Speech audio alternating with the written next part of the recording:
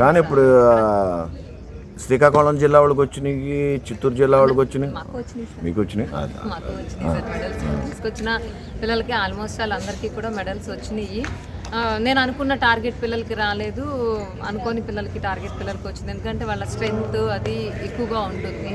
పిల్లలకి కూడా నేను మా పల్స్లో గ్రౌండ్స్ ఉంటున్నాయి, ఆడిస్తున్నాను సార్. పీడీస్ ఎవరు గేమ్ని వాళ్ళు ఆడిస్తున్నారు, అది అక్కడ వరకే పరిమితం అయిపోతుంది. ఎందుకంటే స్కూల్ లెవెల్తోనే అది కొలాప్స్ అయిపోతుంది. మేము కష్టపడి పిల్లల్ని ఒక స్టేజ్కి తీసుకొస్తున్నాము. కానీ ఒకటి మటుకు మీరు చెప్పింది వాస్తవం.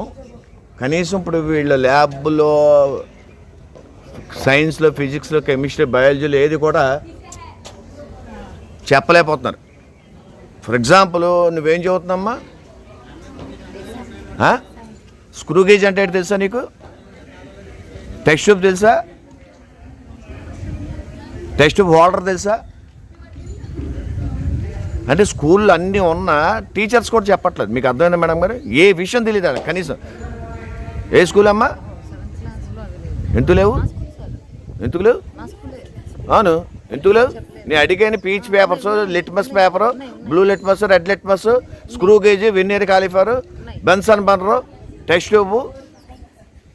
కనీసం ఫిజికల్ కాల్ చూసారా? అంటే ఇక్కడ ఫాల్ట్ ఎవరిది? మ్యాథ్స్ది కదా. మీరు జానాకి 10 మార్కులు, బెత్తికి 5 మార్కులు వేసేసినట్టుగా వేసేస్తే వాళ్ళకి జాబులు వస్తాయా? మరి అదే చెప్పండి. మీరు అది క్లియర్గా మీరు ఎందుకు చెప్పలేకపోతున్నారు? చెప్పలేకపోవడం అనేది అది ఏంటి అంటే, మీకు పీరియడ్స్ ఉంటాయి, 8 పీరియడ్స్ 6 పీరియడ్స్ ఎన్నో ఉంటాయి డైలీ. ఆ పీరియడ్లో కనీసం కోచ్కి ఎంతసేపు వాళ్ళు రుద్దేస్తున్నారు. మీరు అన్నట్టు స్పోర్ట్స్కి వస్తే ఎడ్యుకేషన్లో కూడా ముందు ఉంటారు కదా, మీరేం చెప్పట్లేదు కదా. చెప్తున్నాను చెప్పినా ఏంటంటే ఎట్లా ఉంటుందంటే ఏముంది ఏముంది ఏముంది. కనీసం మైక్రోస్కోప్ అంటే తెలుసా? మైక్రోస్కోప్ అంటే తెలుసా నీకు? స్పెసిమెన్స్ అంటే చూసావు ఎప్పుడైనా? ఫిజికల్గా చూసావా? అదిగో మరి ఎందుకు మీరు ఇన్ని మైనస్ చెప్పారు?